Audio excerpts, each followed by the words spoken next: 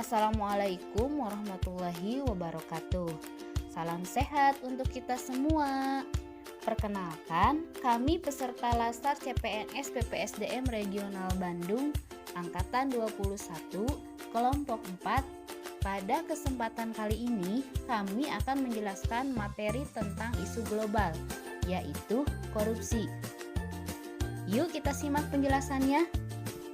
Materi yang akan kami sampaikan terdiri dari pertama, pra-analisis dengan mengidentifikasi isu-isu korupsi menggunakan metode pentahelix.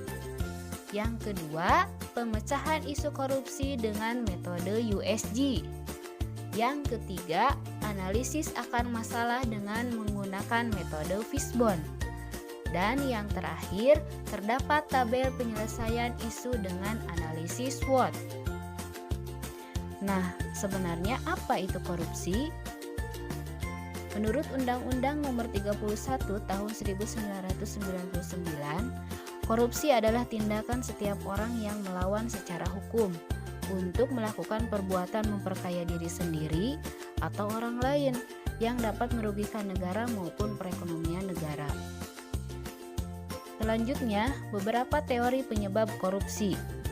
Yang pertama, ada teori triangle fraud oleh Donald R. Tracy, bahwa korupsi itu disebabkan karena adanya tekanan atau pressure, kesempatan atau opportunity, dan rasionalisasi. Yang kedua, teori Ghosn oleh Jack Bologni. Menurut teori ini, korupsi bisa disebabkan oleh adanya keserakahan, kesempatan, kebutuhan, dan pengungkapan. Yang ketiga ada teori CDMA oleh Robert Klitgaard, bahwa korupsi terjadi karena adanya kekuasaan dan monopoli. Yang terakhir, teori willingness dan opportunity, bahwa korupsi terjadi karena adanya kesempatan akibat kelemahan sistem atau kurangnya pengawasan, serta keinginan yang didorong karena kebutuhan atau keserakahan. Selanjutnya, pra-analisis identifikasi korupsi menggunakan metode pentahelix. Ada 5 stakeholder. Pertama, pemerintah. Kurang tegasnya penegak hukum dan pemerintah di Indonesia dalam mengatasi kasus-kasus korupsi yang ada, terutama dalam membuat kebijakan mengenai hukuman bagi para koruptor. Contoh kasus, Menteri Sosial Juliari Batubara korupsi dana bantuan sosial COVID-19 sebesar 14,5 miliar dalam 3 mata uang. Yang kedua, akademisi. Kurangnya pendalaman materi atau didikan moral mengenai sikap dan perilaku anti korupsi. Contoh kasus, Bupati Cianjur Irfan Rifano Muchtar sebagai tersangka kasus korupsi pemotongan dana alokasi khusus bidang pendidikan di Kabupaten Cianjur sekitar 14,5% dari total 46,8 miliar rupiah.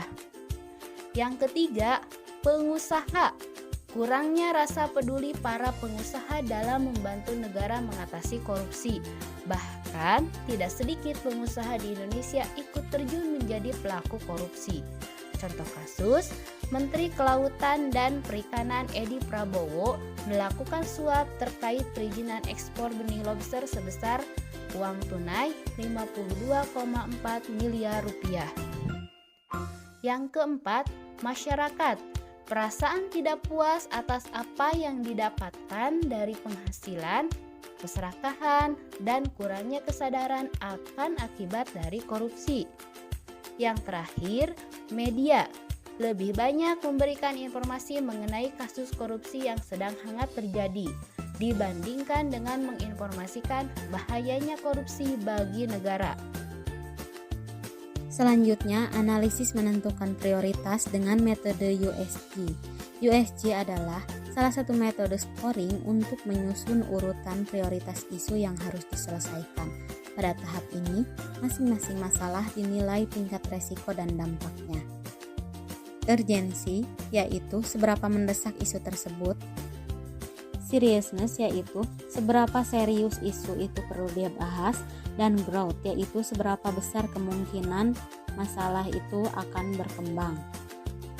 Di sini kami akan menganalisis 5 isu. Kami menggunakan skala 1 sampai 5.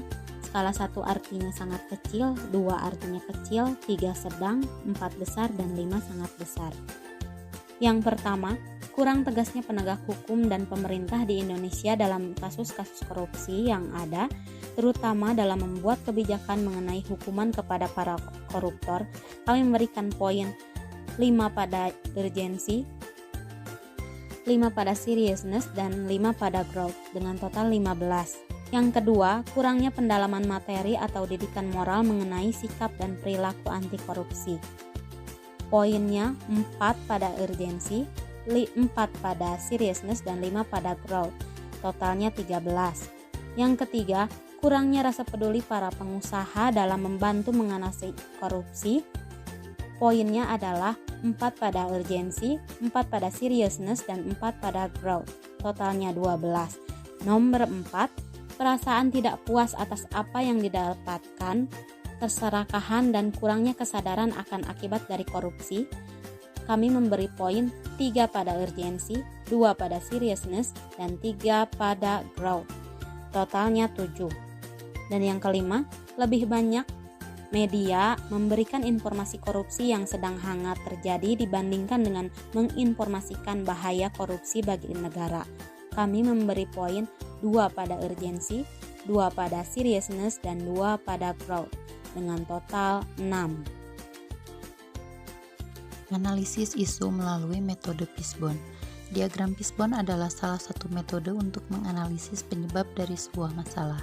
Pada umumnya, faktor-faktor penyebab potensial dari suatu masalah di dalam diagram Fishbone terdiri dari 5M dan 1E, yaitu man, method, material, machine, measurement, dan environment.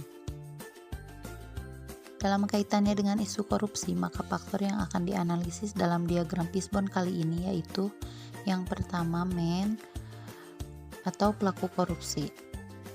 Dari segi man, penyebab maraknya korupsi antara lain adanya sifat tamak atau serakah, kurangnya pendidikan agama, dan juga minimnya moral.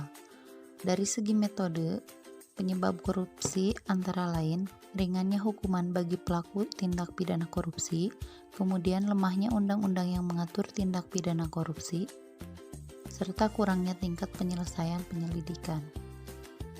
Dari segi pengukuran atau measurement, penyebab korupsi yaitu pengawasan yang tidak menyeluruh. Kemudian yang keempat, dari segi lingkungan atau environment, penyebab maraknya korupsi antara lain korupsi dianggap sebagai hal yang lumrah, kurangnya pengetahuan masyarakat akan jenis korupsi, dan adanya gaya hidup sosialita. Oke, selanjutnya analisis pemecahan dengan menggunakan SWOT. Analisis SWOT adalah suatu metode analisis yang digunakan untuk menentukan dan mengevaluasi, mengklarifikasi, dan memvalidasi perencanaan yang telah disusun sesuai dengan tujuan yang ingin dicapai. Analisis ini didasarkan pada logika yang dapat memaksimalkan kekuatan atau strength dan peluang atau opportunities, namun secara bersamaan dapat meminimalkan kelemahan atau weakness dan ancaman atau threats. Berikutnya yaitu analisis SWOT mengenai isu korupsi. Yang pertama yaitu kekuatan atau strength. Pemerintah memegang kekuasaan penuh dalam perumusan kebijakan terkait hubungan kepada koruptor. Yang kedua, tersedianya sumber daya yang mendukung, yaitu anggota penyidik yang berpengalaman melakukan penyidikan bertahun-tahun dan berstatus sarjana hukum. Yang kedua, kelemahan atau weakness. Kurangnya koordinasi antar stakeholder terkait penyuluhan tentang dampak korupsi kepada masyarakat, pengawasan yang kurang oleh instansi atau lembaga terhadap penggunaan dana. Yang ketiga yaitu peluang atau opportunities. Adanya undang-undang keterbukaan informasi yang menyebabkan dapat diketahuinya anggaran pemerintah dan pertanggungjawaban penggunaannya oleh semua pihak. Yang keempat, ancaman atau threats. Kekuasaan yang dimiliki seseorang terhadap penggunaan dana. Pelaku kejahatan tindak pidana korupsi memiliki banyak jaringan dan melibatkan banyak orang dalam. Kemudian selanjutnya rekomendasi penyelesaian isu, strength opportunities. Yang pertama yaitu pemanfaatan sarana dan prasarana untuk melakukan penyelidikan terhadap tindak pidana korupsi secara maksimal. Yang kedua, penggunaan teknologi digital untuk mempermudah pemantauan aktivitas mencurigakan sehingga meminimalisir kesempatan untuk melakukan korupsi.